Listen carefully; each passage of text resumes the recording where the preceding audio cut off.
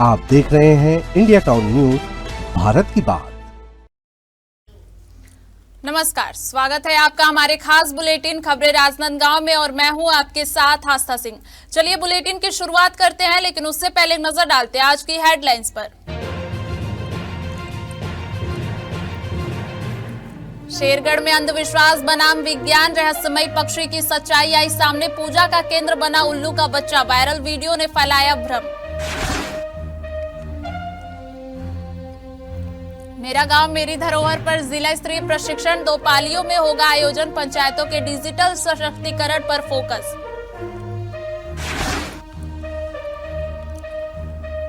मुख्यमंत्री तीर्थ दर्शन योजना सफल, भारत गौरव ट्रेन से श्रद्धालुओं की वापसी। हरिद्वार ऋषिकेश यात्रा संपन्न, 800 श्रद्धालु तीर्थ यात्रा से सकुशल लौटे। छेरछेरा पर्व की पौराणिक मान्यता, अन्नदान की निभाई जाती है परंपरा। ग्रामीण इलाकों में लगता है मेला।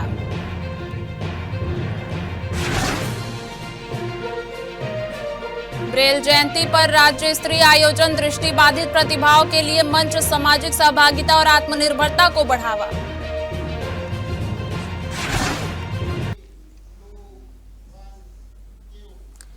चलिए बढ़ते हैं खबरों की ओर। छत्तीसगढ़ के गांवों में पौष पूर्णिमा के अवसर पर छेरछेरा पर्व बड़े उत्साह के साथ मनाया गया। यह पर्व नई फसल की कटाई के बाद आयोजित किया जाता है और इसे दान और सामूहिक खुशी का प्रतीक माना जाता है। इस दिन बच्चे, युवा और महिलाएं टोलियां बनाकर घर घर जाकर माई छेरछेरा कोठी के धान ला हेर तेहेरा गीत गाते हुए चावल, सब्जी या पैसे दान में मांगते हैं। जो भी सामग्री प्राप्त होती है उसे शाम को भंडारे के रूप में सभी मिलकर खाते हैं। छेरछेरा पर्व का उद्देश्य केवल खुशियां बांटना ही नहीं, बल्कि यह समाज में समानता और भाईचारे की भावना को भी मजबूत करता है। अमीर गरीब का भेद मिटाने वाली इस परंपरा में दान मांगने वाले को याचक नहीं बल्कि अधिकार रखने वाला माना जाता है। गांव में डंडा नृत्य और छेरछेरा गीतों की गूंज से उत्सव का माहौल पूरे दिन बना रहा। यह पर्व न सिर्फ धार्मिक बल्कि सामाजिक उत्सव के रूप में भी छत्तीसगढ़ की समृद्ध लोक संस्कृति का प्रतीक है। विशेष रूप से छेरछेरा को शांकभरी जयंती के रूप में भी श्रद्धा के साथ मनाया जाता है, जो प्रकृति की उर्वरा शक्ति और नई फसल की समृद्धि का संदेश देता है। छत्तीसगढ़ की माटी की खुशबू और यहाँ की उदारता, दानशीलता और सामूहिक भाईचारे की भावना छेरछेरा पर्व की माध्यम से पूरे प्रदेश में जीवंत दिखाई दी। राजनांदगांव शहर में भी इस पर्व को लेकर बच्चों में खासा उत्साह देखा गया, जहाँ बच्चे टोलियां बनाकर घर घर छेरछेरा की बधाई देने पहुंचे और अन्न का दान मांगा।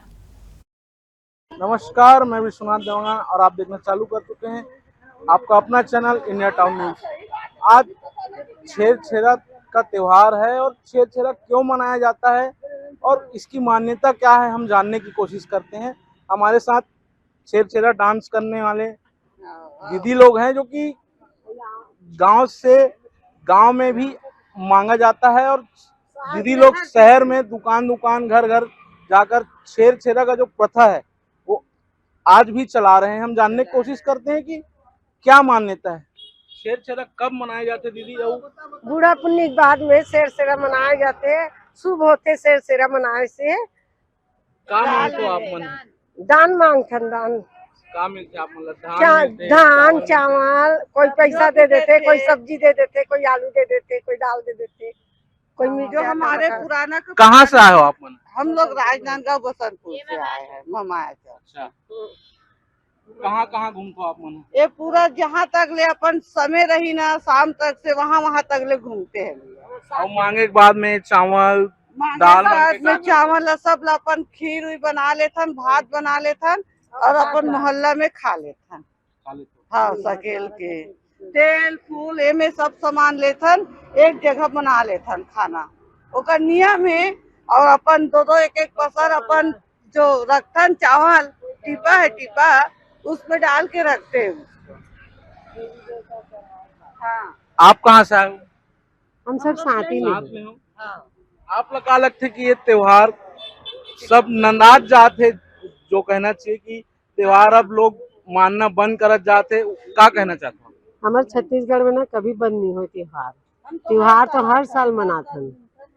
नहीं, पहले बहुत लोग गांव में और शहर में भी बहुत धूमधाम से मनाते रही से।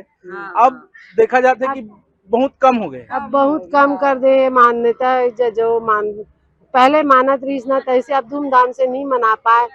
और जो मानते ना ते अभी तक से नहीं छोड़े, अपन घर में मनाते। जैसे 4 दरवाजा कर ले, यदि दान ले जातन, दान ले जाए के बाद में का होते, हाँ ना सुनो, तो दान ले जाए के बाद में ना देवी देवतन जो बूढ़ा पुन्नी मानतन ना वहाँ चढ़ा लेतन। चढ़ाए के बाद में ना ये जो कार्य है तो प्रसाद बना के सब बंटवारा लगा देते। जिले के शेरगढ़ गांव में उस समय अफरा तफरी और कौतूहल का माहौल बन गया जब कर्मा भवन परिसर में एक अनजान पक्षी दिखाई दिया। बड़ी आंखें और सफेद चेहरे वाले इस पक्षी को देखकर ग्रामीणों ने इसे गरुड़ भगवान का स्वरूप मान लिया और पूजा पाठ शुरू कर दी। कुछ ही देर में पक्षी का वीडियो सोशल मीडिया पर वायरल हो गया, जिससे तरह तरह की चर्चाएं होने लगी। मामले की जानकारी मिलने पर वन विभाग और वन्य जीव विशेषज्ञों ने मौके पर पहुंचकर जांच की। विशेषज्ञों ने स्पष्ट किया कि यह कोई दिव्य रहस्यमय पक्षी नहीं बल्कि वन्य उल्लू है। जानकारों के अनुसार वन्य उल्लू आमतौर पर पुराने भवनों, गोदामों और शांत स्थानों में घोंसला बनाते हैं। विशेषज्ञों ने बताया कि वन्य उल्लू किसानों के लिए अत्यंत उपयोगी पक्षी है, क्योंकि यह चूहों और हानिकारक कीटों को खाकर फसलों की रक्षा करता है। यह प्रजाति वन्य जीव संरक्षण अधिनियम के तहत संरक्षित है और इसे नुकसान पहुंचाना कानून अपराध है। शेरगढ़ की यह घटना अंधविश्वास और वैज्ञानिक जागरूकता के बीच के अंतर को उजागर करती है। वन विभाग ने ग्रामीणों से अपील की है कि किसी भी अनजान वन्य जीव को देखकर घबराएं नहीं, बल्कि संबंधित विभाग को सूचना दें और वैज्ञानिक सलाह के आधार पर ही कदम उठाएं। ये जो वीडियो जो हमने देखा है ये एक बार नाउल है, इसका नाम बार नाउल है, जिसका अगर अंग्रेजी में हम इसका मतलब निकालें तो जो कि खेत वगैरह इस तरीके के एरिया में जो एक घर बना रहता है जहाँ धान और बाकी स्टोरेज होता है, जहाँ इंसान का कम आना जाना होता है, तो उस तरीके की ऐसे खाली घरों में या ऐसे कुछ जो जहाँ स्टोरेज है उस जगह में ये मुख्यतः रहवास करता है। आप शहरों में भी देखेंगे तो शहरों में भी ये बिल्डिंग्स, पुरानी जो बिल्डिंग्स है वहाँ पर ये बार नाउल दिखता है। ये जो हमने वीडियो देखा ये एक बच्चा है वीडियो, जिसके फैदर्स वगैरह हम देखेंगे तो अभी पूरे तरीके से एडल्ट नहीं हुआ है, पूरे सफ़ेद पंख है इसके। ये बार नाउल जो है मुख्यतः चूहे और इस छोटे मोटे जो मेंढक होते हैं इस तरीके की चीज़ों को खाता है। तो हम कह सकते हैं किसान का ये एक मित्र है। उल्लू एक रहस्यमय जीव इसलिए बन जाता है क्योंकि ये ज़्यादातर रात में सक्रिय होता है। इनकी जो सुनने की और जो देखने की रात की जो अद्भुत इनमें जो क्षमता है उसकी वजह से ये रात में शिकार करता है, इसलिए ये काफ़ी रहस्यमयी जानवर है। भारत सरकार की राष्ट्रीय पहल मेरा गांव मेरी धरोहर योजना के प्रभावी क्रियान्वयन के उद्देश्य से जिला पंचायत केसीजी के अंतर्गत जिला स्तरीय प्रशिक्षण कार्यक्रम आयोजित किया गया। यह प्रशिक्षण 5 जनवरी को जिला पंचायत संसाधन केंद्र देवरी भाट खैरागढ़ में 2 पाली में संपन्न होगा। प्रशिक्षण के दौरान प्रतिभागियों को पंचायतों से संबंधित विभिन्न महत्वपूर्ण पोर्टल एवं सॉफ्टवेयर की जानकारी दी जाएगी। इनमें प्रमुख रूप से ग्राम संपत्ति रजिस्टर अपडेट, मीटिंग ऑनलाइन प्रणाली, M action software, Gram Swaraj portal, GPDP समर्थ पोर्टल और मेरा गांव मेरी धरोहर पोर्टल शामिल है।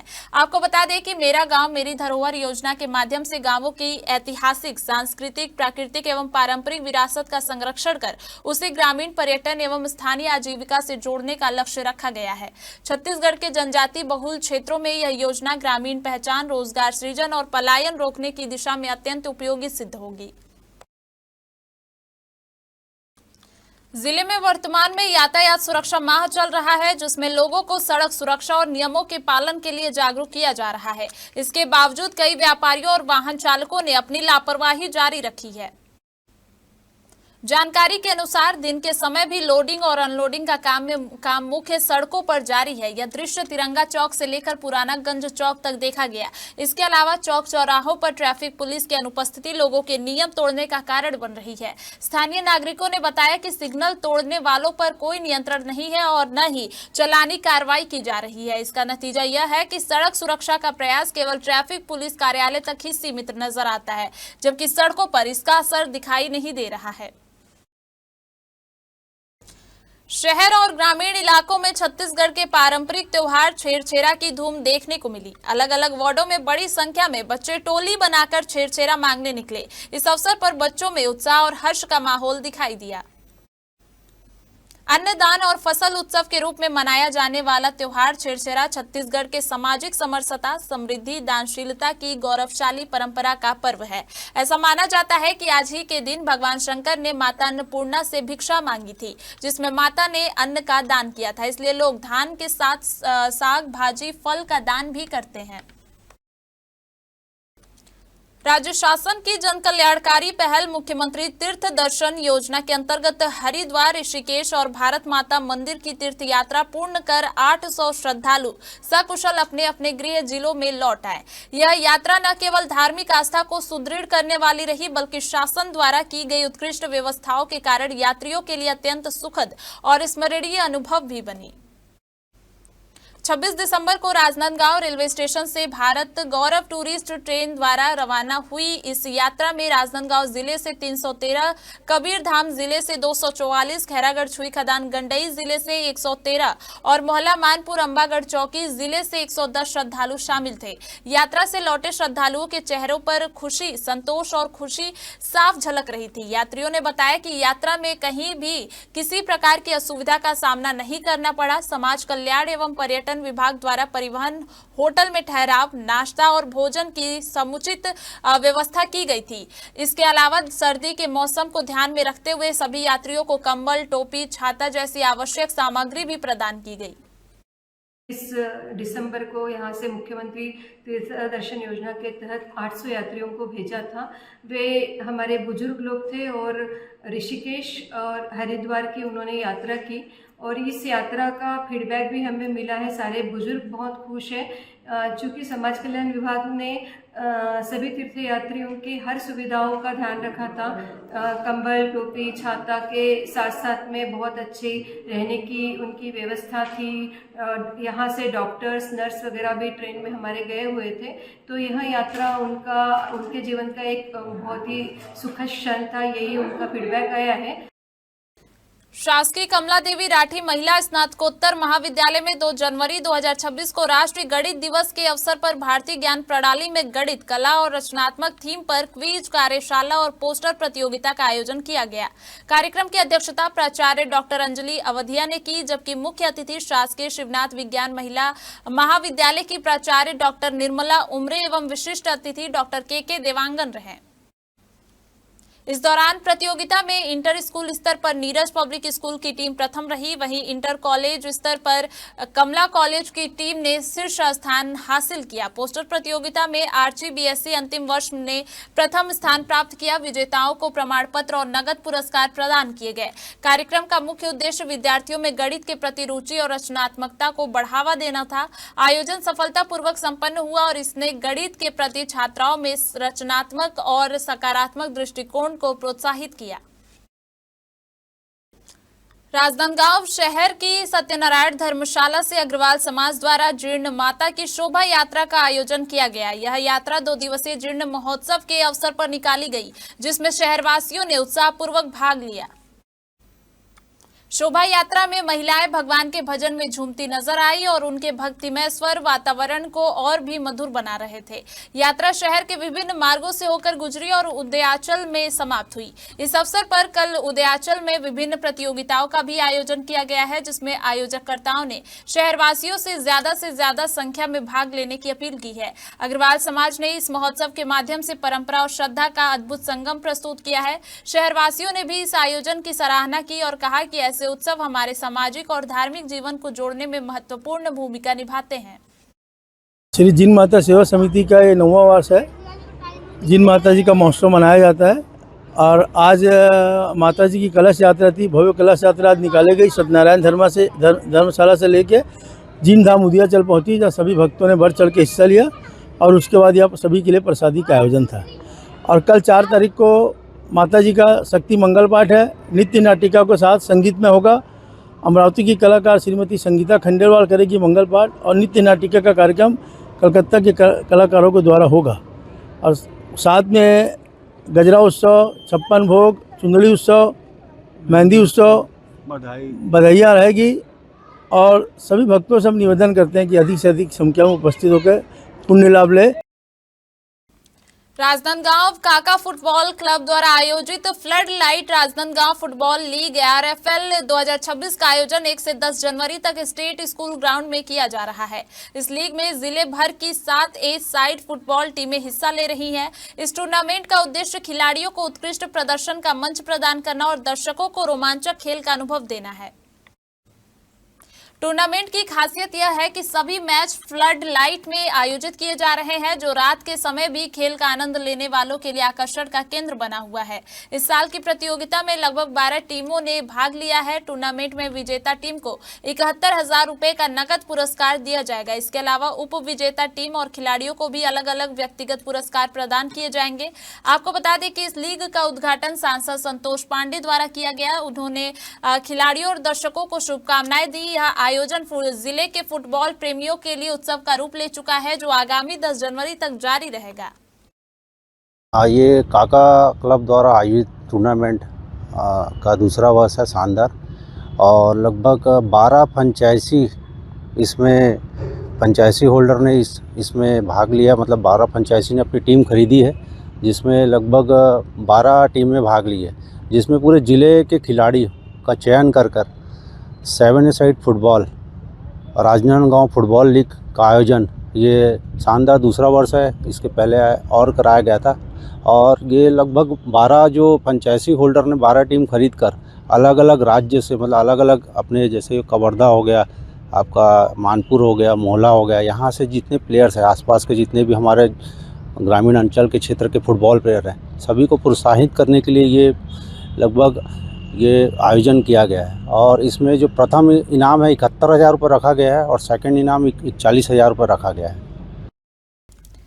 राजनांदगांव क्षेत्र के पेंड्री में रहने वाले टुकेश उर्फ बाबू के घर पर घुसकर मारपीट और धमकी देने के आरोप में थाना लालबाग पुलिस ने 2 आरोपियों को गिरफ्तार किया है। घटना के अनुसार 1 जनवरी 2026 की शाम आरोपियों ने पीड़ित के घर में घुसकर उसके साथ गाली गलौज की और धारदार चाकू दिखाकर जान से मारने की धमकी दी। मामले में पुलिस ने तत्काल कार्रवाई करते हुए आरोपियों से एक धारदार चाकू और बांस का डंडा जब्त किया। दोनों आरोपियों के खिलाफ पहले भी चोरी और मारपीट के मामले दर्ज हैं। पुलिस अधीक्षक और अन्य वरिष्ठ अधिकारियों के निर्देशन में थाना प्रभारी लालबाग निरीक्षक राजेश कुमार साहू की टीम ने आरोपियों को हिरासत में लेकर पूछताछ की, जिसके बाद आरोपियों को जुडिशियल रिमांड पर जेल भेज दिया गया है। मामले के अन्य 2 फरार आरोपियों की तलाश जारी है।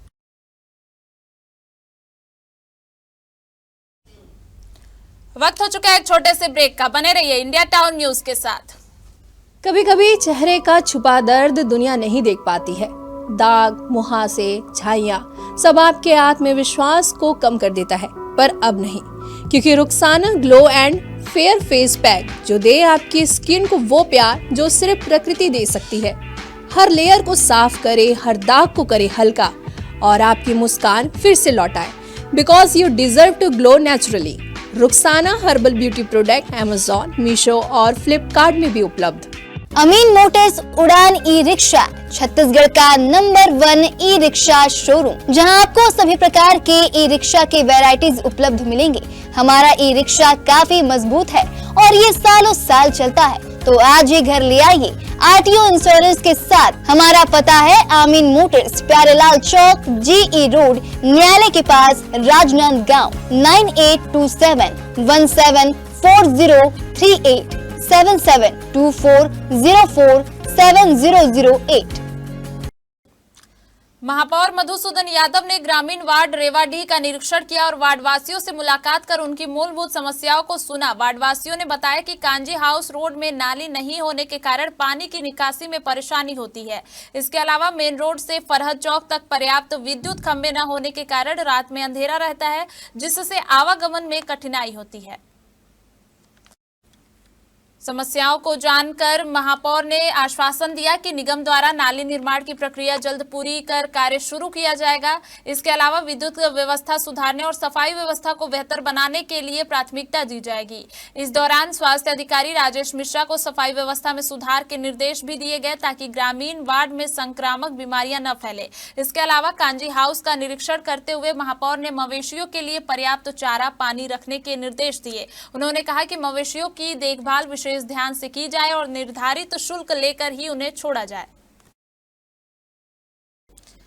छत्तीसगढ़ की संस्कारधानी में सर लुई ब्रेल की जयंती के अवसर पर 2 से 4 जनवरी तक राज्य स्तरीय दृष्टि बाधित दिव्यांगजन समारोह का आयोजन किया जा रहा है। यह आयोजन दृष्टि बाधित विकास संघ छत्तीसगढ़ के तत्वाधान में महेश्वरी भवन राजनांदगांव में संपन्न होगा।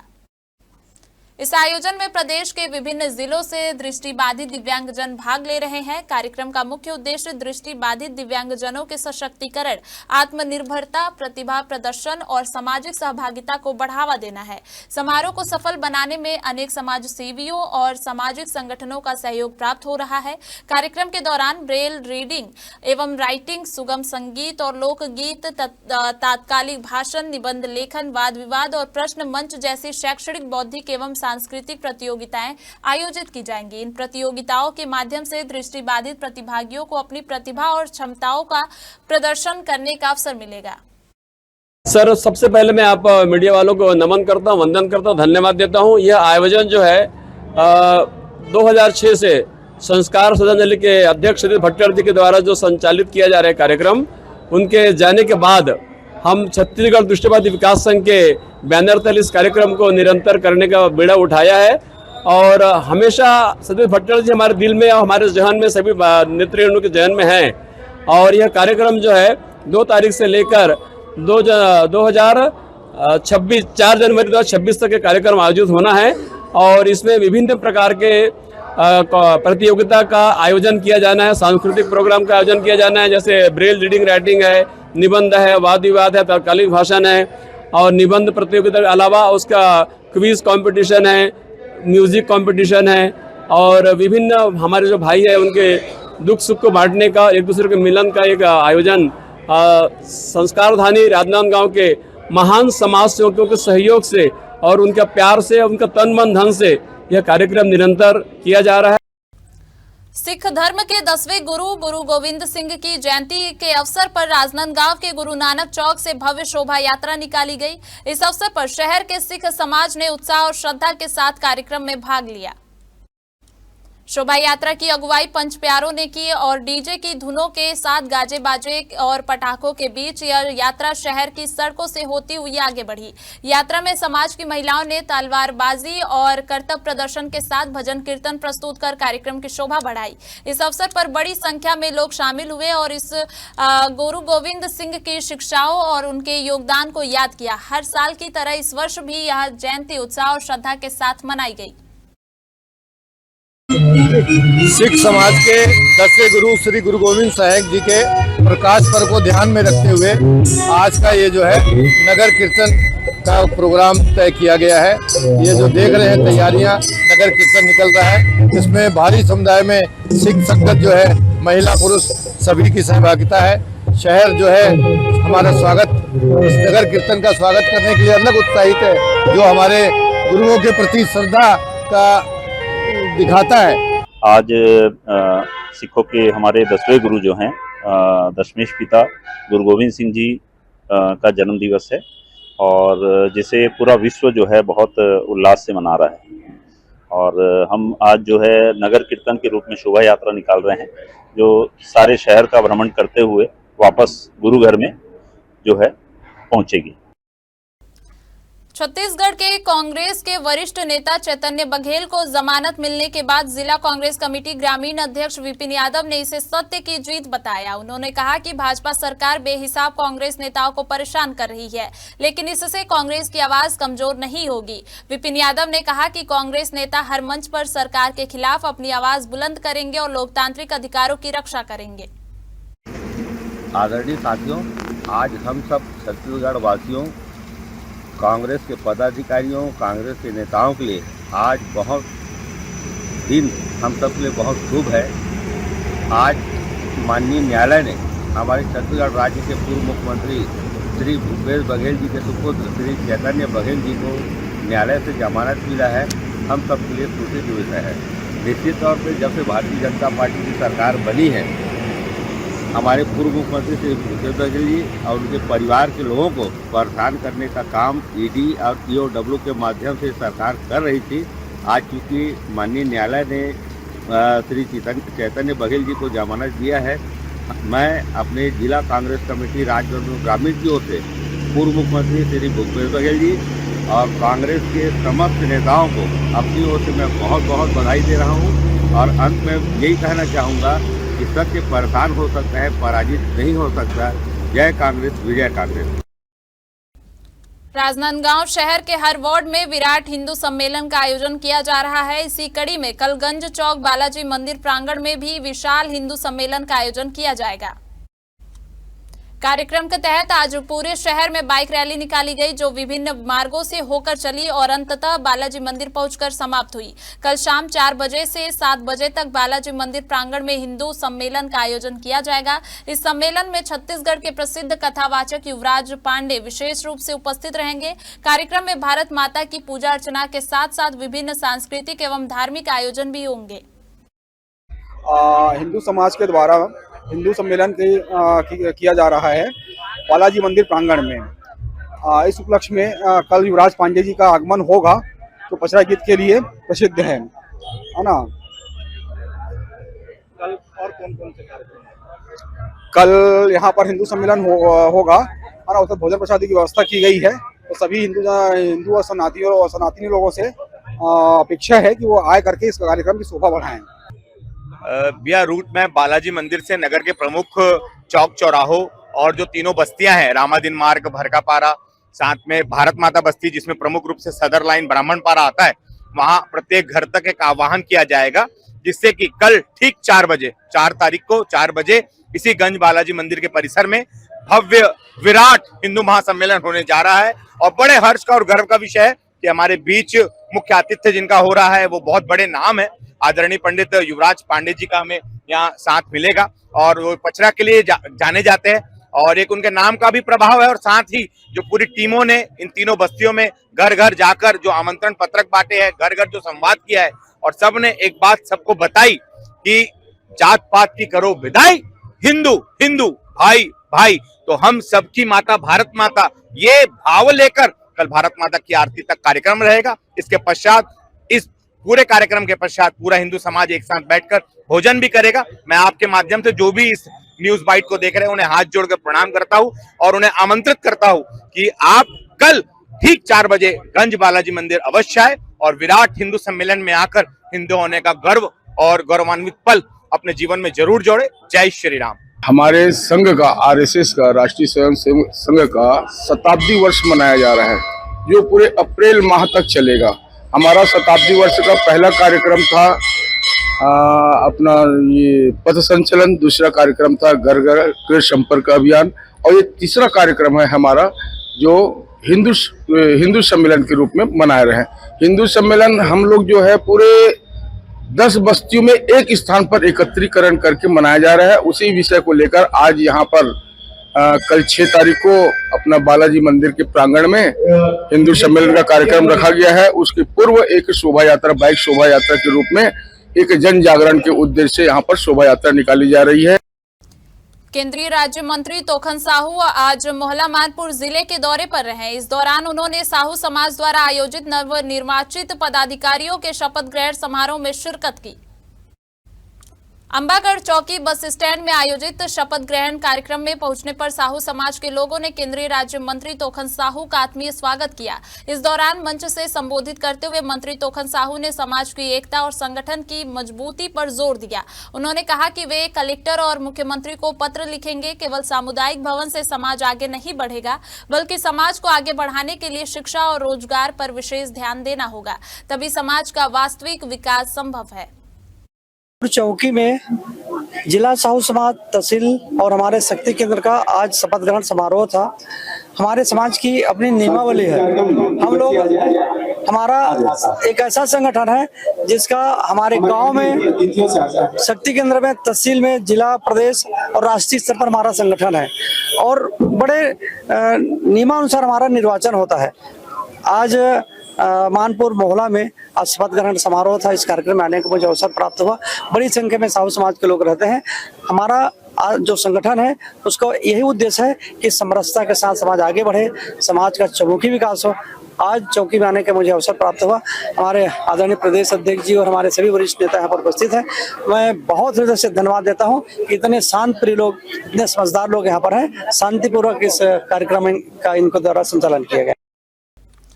संस्कार धानी के 18 एकड़ पुलिस लाइन में भव्य श्री राम कथा का आयोजन किया गया है। इस आयोजन में न केवल शहर के श्रद्धालु बल्कि पुलिस अधिकारी और उनके परिवार भी शामिल हो रहे हैं।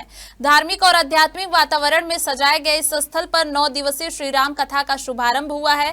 कथा का आरंभ विधिवत पूजा अर्चना से हुआ, जिसमें बड़ी संख्या में श्रद्धालु और पुलिस परिवार शामिल हुए। इस कथा की प्रमुख आकर्षण रही 10 वर्षीय बाल विदुषी अनुष्का पाठक। गोरखपुर उत्तर प्रदेश की रहने वाली अनुष्का पाठक ने कथा के माध्यम से भगवान श्री राम के आदर्श जीवन, मर्यादा, त्याग, सत्य और धर्म के मार्ग पर चलने के संदेश को विस्तार से प्रस्तुत किया। कथा स्थल पर प्रतिदिन बड़ी संख्या में श्रद्धालु उपस्थित होते हैं। भजन, कीर्तन और राम नाम के जयकारों से पूरा परिसर भक्तिमय हो उठता है। आयोजकों ने बताया कि इस आयोजन का उद्देश्य समाज में सद्भाव, संस्कार और नैतिक मूल्यों को बढ़ावा देना है। साथ ही पुलिस परिवार और आम नागरिक के लिए आध्यात्मिक शांति का वातावरण उपलब्ध कराना भी है। इस आयोजन का प्रमुख लक्ष्य है कार्यक्रम में सुरक्षा, स्वच्छता और बैठने की समुचित व्यवस्था सुनिश्चित की गई है। साथ ही प्रतिदिन प्रसाद वितरण का कार्य भी किया जा रहा है। आगामी दिनों में भंडारे का आयोजन भी प्रस्तावित है। छुरिया क्षेत्र के ग्राम शिकारी महका में सिन्हा कलार समाज ग्राम इकाई द्वारा माता बहादुर कलारीन की मूर्ति स्थापना विधि विधान से की गई। इस अवसर पर गांव में बाजे गाजे के साथ शोभा यात्रा निकाली गई। कार्यक्रम के मुख्य अतिथि जनपद पंचायत अध्यक्ष संजय कुमार सिन्हा रहे, जबकि अध्यक्षता जिला कलार समाज अध्यक्ष शिवशंकर डटसेना ने की।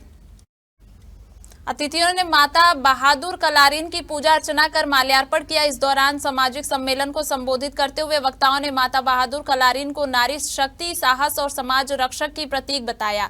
उन्होंने कहा कि माता बहादुर कलारीन कलार समाज की कुल देवी है और समाज को एकता, स्वाभिमान एवं धर्म के पालन का संदेश देती हैं।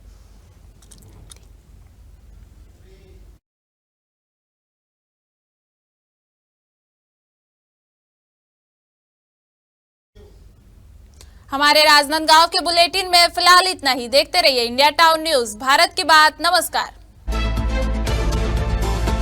आप देख रहे हैं इंडिया टाउन न्यूज, भारत की बात।